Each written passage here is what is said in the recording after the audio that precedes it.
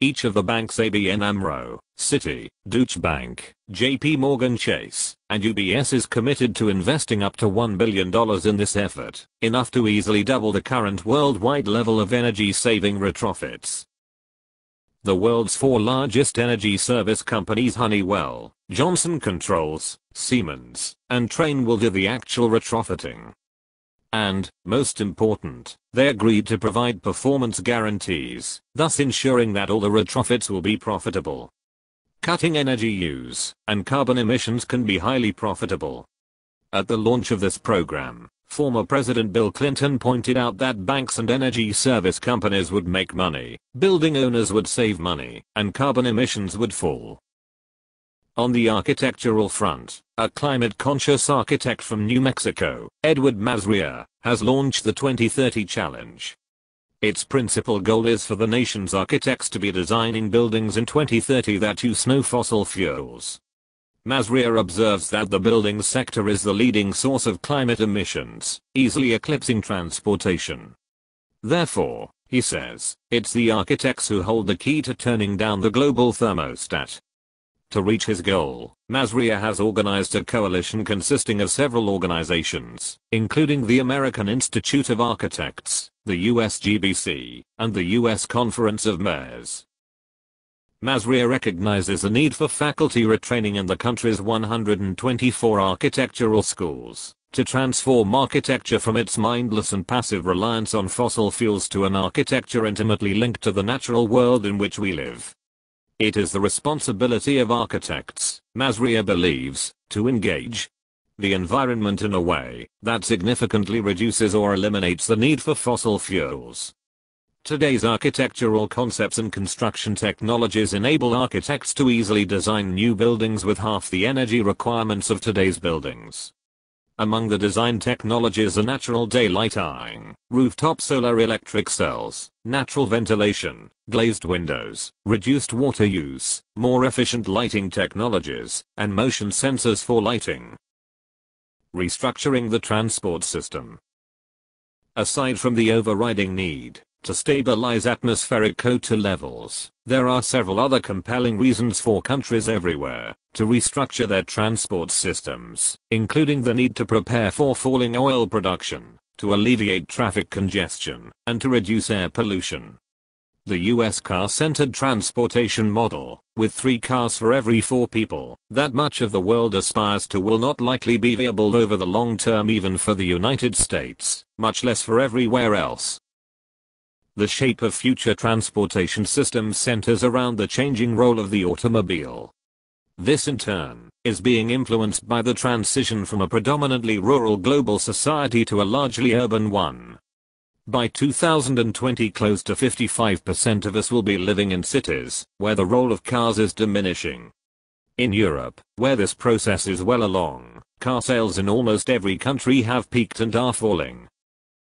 With world oil output close to peaking, there will not be enough economically recoverable oil to support a world fleet expansion along US lines, or, indeed, to sustain the US fleet.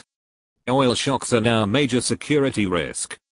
The United States, where 88% of the 133 million working people travels to work by car, is dangerously vulnerable.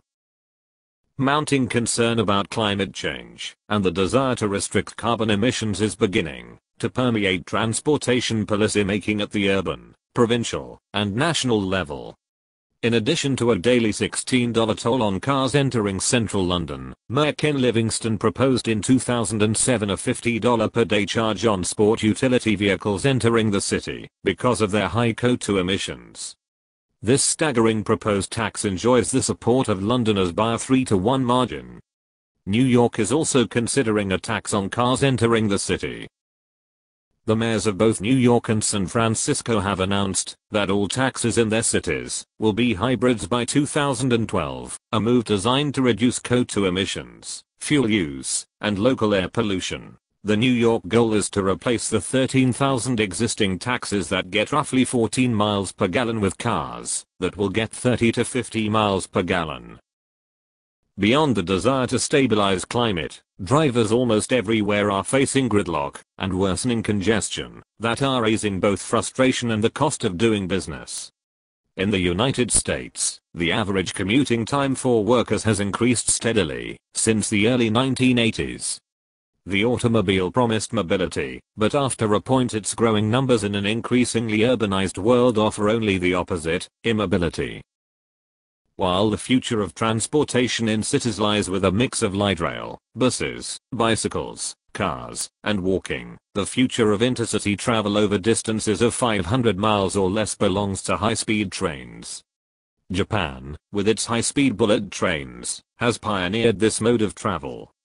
Operating at speeds up to 190 miles per hour, Japan's bullet trains carry almost 1 million passengers a day. On some of the heavily used intercity high-speed rail lines, trains depart every 3 minutes. Beginning in 1964 with the 322-mile line from Tokyo to Osaka, Japan's high-speed rail network now stretches for 1,360 miles, linking nearly all its major cities. One of the most heavily traveled links is the original line between Tokyo and Osaka, where the bullet trains carry 117,000 passengers a day.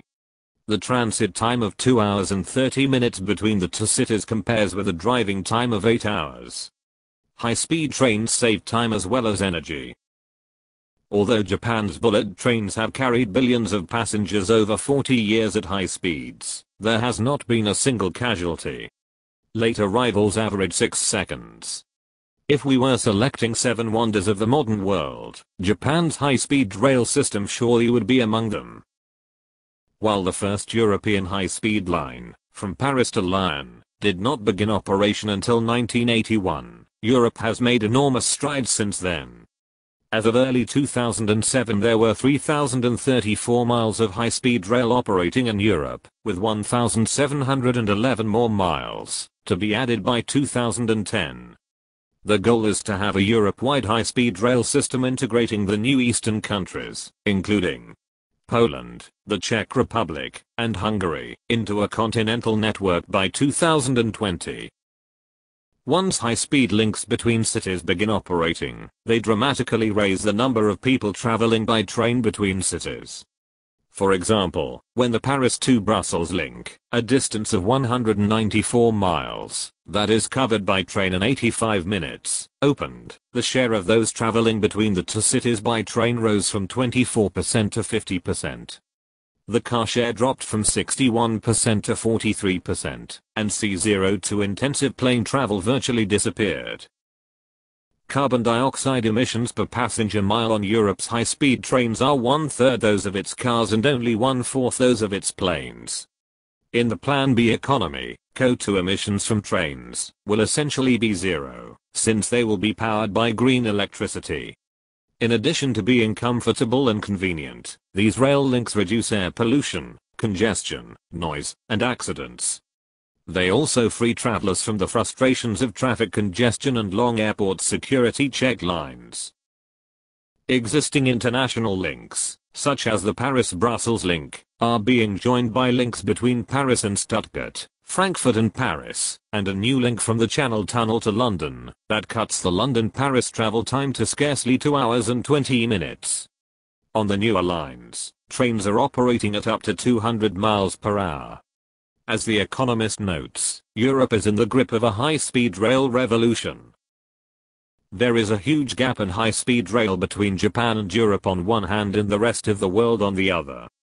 The United States has a high-speed Acela Express that links Washington, New York, and Boston, but unfortunately neither its speed nor its reliability come close to the trains in Japan and Europe. China is beginning to develop high-speed trains linking some of its major cities. The one introduced in 2007 from Beijing to Shanghai reduced travel time from 12 to 10 hours.